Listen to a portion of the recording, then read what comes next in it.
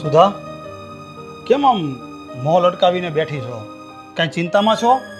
હા તો ચિંતા તો થાય જ ને. આ રિંકલ હજી ઘરે નથી આવી. શું વાત કરે છે? આ રિંકલ હજી ઘરે નથી આવી? પણ એને ફોન લગાડીને તો પૂછી લે. અરે ફોન લગાડવાની ક્યાં વાત કરો, એનો ફોન બંધ આવે છે, એનો ફોન લાગતો પણ નથી. હે ભગવાન, તો પછી ક્યાં રોકાઈ ગઈ હશે આ છોકરી? તે એની બધી બેનપણીને ફોન કરીને પૂછ્યું કે નહીં? બધી જગ્યાએ ફોન કરીને પૂછી લીધું, એ ક્યાંય નથી, એકેય બેનપણી હારે નથી. હે ભગવાન, ક્યાં રોકાઈ ગઈ હશે આ છોકરી? આજથી પહેલા તો એણે આવું ક્યારેય નથી કર્યું. રોજ સાંજે તો 7 વાગે તો ઘેરે આવી જાય છે. તો આજે આ કેટલા વાગ્યા, હજી કેમ ઘેરે ન આવી? હું પણ તમને એ જ કહું છું સુધીર, મને બહુ ચિંતા થાય છે. તમે જાઓ ને જટ, આ રિંકલને ગોતીને લઈ આવો ને. હા હા, તું ચિંતા ન કર. આપણે રિંકલ જ્યાં હશે ને ત્યાં મળી જાય. હું જાઉં છું રિંકલને ગોતવા.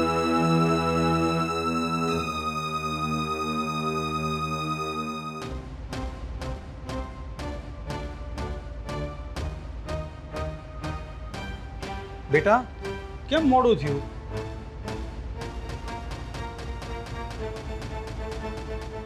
રિંકલ, તું ક્યાં હતી?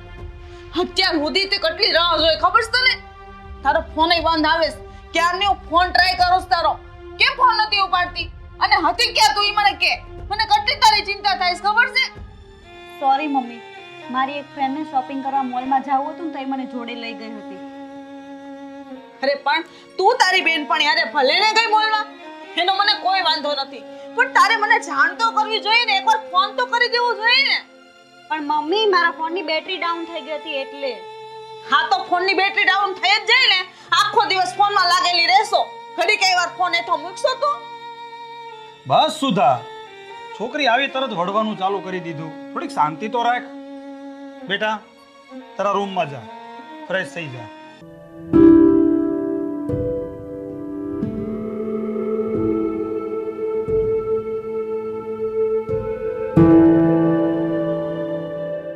આપણે કાઈ નથી કહેતા ને એટલે જ મોઢે ચડી ગઈ છે. ની મનમાની કરવા લાગી છે. બસ સુધા, તો મૂઠને આ બધી લપ. શાંતિ રાખને.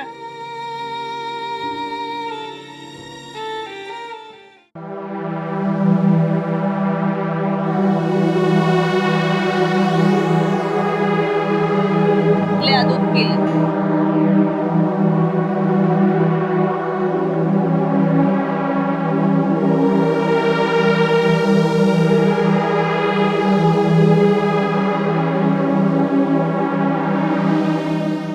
રિંકલ, સાચું કહેજે, તું ખરેખર તારી બેનપણી હારે મોલમાં ફરવા ગઈ હતી કે પછી તારા બોયફ્રેન્ડ સાથે ફરવા ગઈ હતી?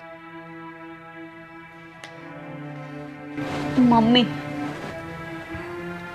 હું એક છોકરા સાથે પ્રેમ કરું છું અને એની સાથે હું બહાર ફરવા ગઈ હતી. શું? તું એક છોકરાને પ્રેમ કરે છે? કોણ છે એ છોકરો? મમ્મી, એ મારી સાથે જ કોલેજમાં ભણે છે. રિંકલ, તને કોલેજમાં ભણવા મોકલી છે કે પછી આવા લફરા કરવા? તું એક વાત યાદ રાખજે, તું તારા પપ્પાનો અને મારો વિશ્વાસ તોડી રહી છો. ના મમ્મી, એવું નથી. જો એવું જ હોત તો હું તમને આ વાત કરે તો જ નહીં ને. છોકરો સારો છે મમ્મી, અને એના પપ્પા અમારી જ કોલેજના પ્રોફેસર છે. તમે એકવાર પપ્પાને વાત કરી જોવો ને, એમને મનાવજો ને. શું વાત કરું તારા પપ્પાને? એને એમ કહું કે તમારી દીકરી, તમારી લાડકી કોલેજમાં જઈને લફરા કરે છે? મમ્મી પ્લીઝ તમે આવું ના બોલો. હું કઈ લફરું નથી કરતી. મારે તારા પપ્પાને આ બધી વાત કરવી જ પડશે. હા, વાત કઈ આમ ઢાંક્યા જેવી નથી કે હું ઢાંકીને બેઠી રહું. તું વાંચવા બેસ, ફોન લઈને નહીં બેઠતી. હું હમણાં ફરીથી જોવા આવું છું.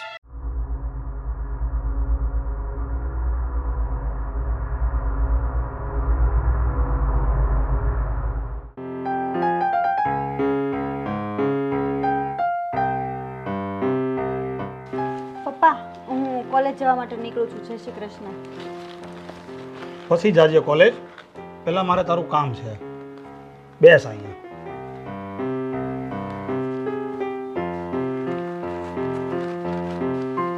જો બેટા, એક જુવાન દીકરીના હાથમાં એના બાપની આબરૂ હોય છે, એના બાપનું નાક હોય છે.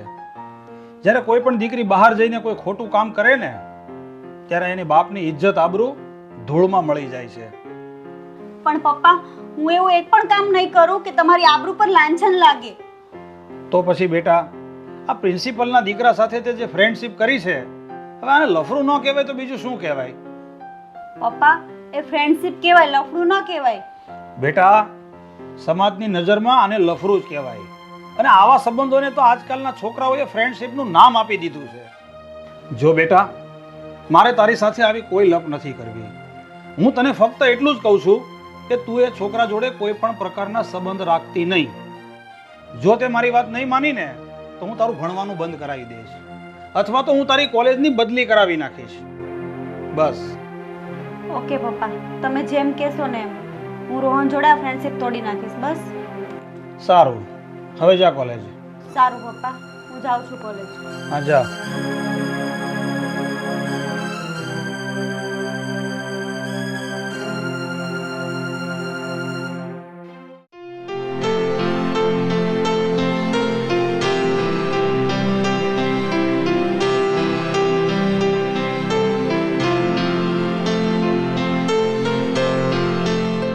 પ્રિંકલ, હું અહીંયા 1 કલાકથી તારી રાહ જોઈને ઊભો છું. દર વખતે તું લેટ આવે છે. તને ખબર પડે છે કાંઈ? તું પહેલા મને એ કહે કે તું તારી જાતને સમજે છે શું? સોરી રોહન, હું મારી ફ્રેન્ડ સાથે હતી ને એટલે થોડું લેટ થઈ ગયું. અરે તેલ લેવા ગઈ તારી બધી ફ્રેન્ડ. છોડને હવે એ બધીને. તારે ફક્ત મારી ઉપર જ ધ્યાન આપવાનું છે, એ લોકો ઉપર નહીં. રોહન, મારે તને એક વાત કહેવી છે. મને ખબર જ છે તું પાછું કંઈક હમણાં તારું નવું નાટક ઊભું કરીશ. બોલ હવે, શું કેવું છે? બકી નાખ જલ્દી એટલે ખબર પડે કંઈ. રોહન, હું તારી સાથે ફ્રેન્ડશિપ રાખું છું અને તારી સાથે હરું છું ફરું છું ને એ મારા મમ્મી પપ્પાને બિલકુલ નથી ગમતું. કરી નાખ્યું ને પાછું નવું લફડું ઊભું. અરે હું તને એમ કહું છું કે તારે તારા મમ્મી પપ્પાને કેવું જ શું કામ જોઈએ કે આપણા બંને વચ્ચે ફ્રેન્ડશિપ છે? પણ રોહન, મારા મમ્મી પપ્પાએ મને પૂછ્યું એટલે મારે બધું કહેવું પડ્યું એમને. અને આપણા બંનેની ફ્રેન્ડશિપ રાખવાની ના પાડે છે. કેમ વળી? એવી તો શું તકલીફ છે મારામાં? શું હું કોઈ ગુંડા જેવો લાગુ છું? મવાલી લાગુ છું તને? એવું નથી રોહન. તો પછી કેવું છે? બોલ ને, તું જ કે ને મને.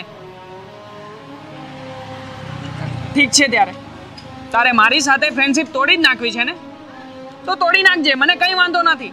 પણ એ પહેલા તું અત્યારે મારી સાથે મારા પપ્પાની ઓફિસે ચાલ. ચાલ.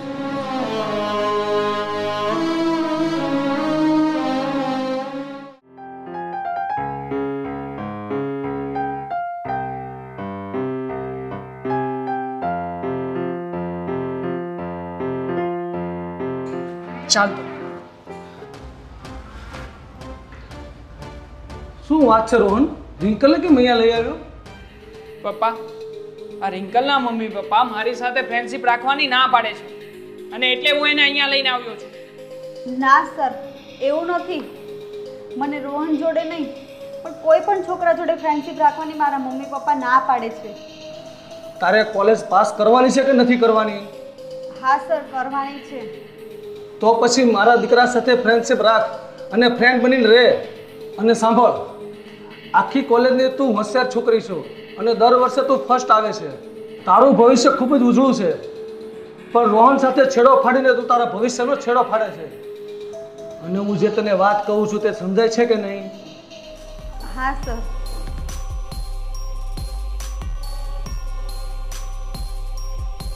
તો પછી જા હવે તારા ક્લાસમાં ભણવામાં ધ્યાન આપ અને રોહન સાથે ફ્રેન્ડશિપમાં પણ ધ્યાન આપ.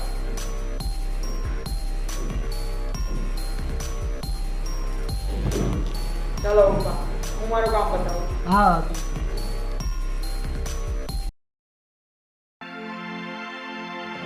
સુધીર, હા રિંકલ છેલ્લા અઠવાડિયાથી કોલેજ નથી ગઈ.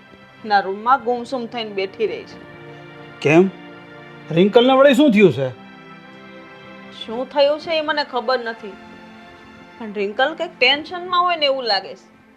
મને એવું લાગે છે પેલો છોકરો રોહન છે ને એના ટેન્શનને લઈને બેઠી રહી છે.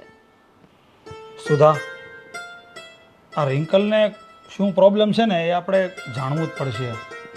કારણ કે હું મારી દીકરીને સારી રીતે ઓળખું છું. એને ગમે એટલી તકલીફ પડશે ને તો એ સામે ચાલીને આપણને વાત નહીં કરે. હા સુધીર, તમારી વાત સાચી છે. આપણે રિંકલના મા બાપ છીએ, આપણે એનું ધ્યાન રાખવું જોઈએ. હા, ચાલ આપણે રિંકલ પાસે જઈએ.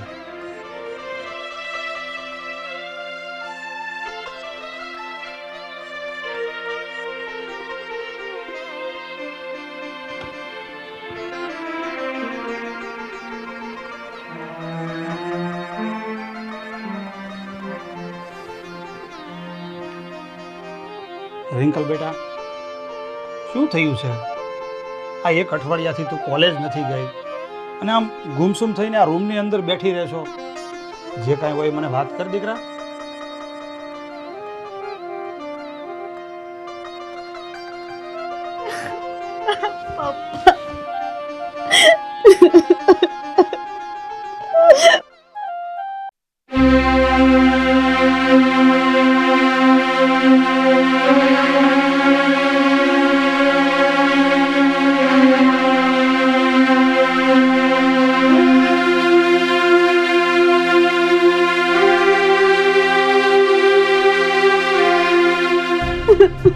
ચિંતા ન કર બેટા, અમે છીએ ને.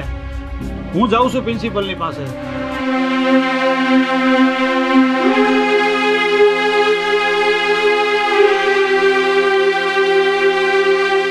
જો પપ્પા, આ ફોન મેં કાલે જ નવો લીધો છે. અરે વાહ, બહુ સરસ ફોન છે. સારો જોઈને પપ્પા, 80,000 રૂપિયા આપ્યા છે. લે સુધીરભાઈ, તમે આવો આવો, બેસો બેસો. હું અહીંયા બેસવા નથી આવ્યો, પણ હું તમને એ પૂછવા આવ્યો છું કે તમે પ્રિન્સિપલ હોવા છતાં આ કોલેજને મંદિર બનાવવાને બદલે આ ગુંડાગર્દીનો અડ્ડો ક્યારથી બનાવ્યો છે? એટલે તમે કહેવા શું માંગો છો? મેં કઈ ગુનાહિત કામ કર્યું છે? મારી દીકરીને નાપાસ કરવાની ધમકી આપી છે તમે.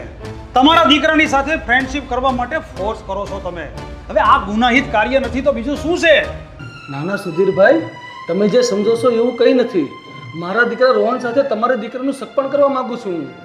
તમારી દીકરીને મારા ઘરની વહુ બનાવવા માંગુ છું. સગપણ કરવા માંગો છો? આવી રીતે સગપણ કરાય? મારી દીકરીને ફેલ કરવાની ધમકી આપો છો, એને બ્લેકમેલ કરો છો અને પાછા કહો છો કે તમારી દીકરીને હું મારા ઘરની વહુ બનાવવા માંગુ છું. આવી રીતે કોઈ સગપણ કરે? પણ સુધીરભાઈ, તમે અહીંયા આવ્યા છો તો બેસો ને, શાંતિથી આપણે વાતચીત કરીએ ને. જો સાહેબ, તમે મને આવી મીઠી મીઠી વાત કરોમાં. તમારા દીકરાને હું બહુ સારી રીતે ઓળખું છું. તમારો દીકરો એક નંબરનો આવારા અને બદમાશ છે. હું મારી દીકરીનું સગપણ તમારા દીકરા સાથે કોઈ કાળે નહીં કરું. અને હા અશોકભાઈ, હું આજથી મારી દીકરીની કોલેજની બદલી કરું છું. બીજી કોલેજમાં ભરતી કરી દઈશું એને. એટલે મહેરબાની કરીને આજ પછી મારી દીકરીના રસ્તામાં રોડા નાખવાની કોશિશ નહીં કરતા.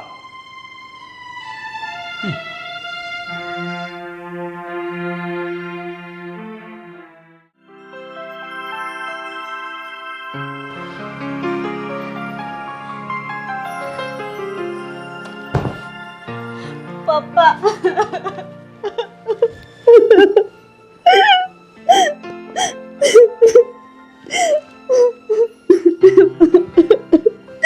બેટા છાની રહી જા બેટા.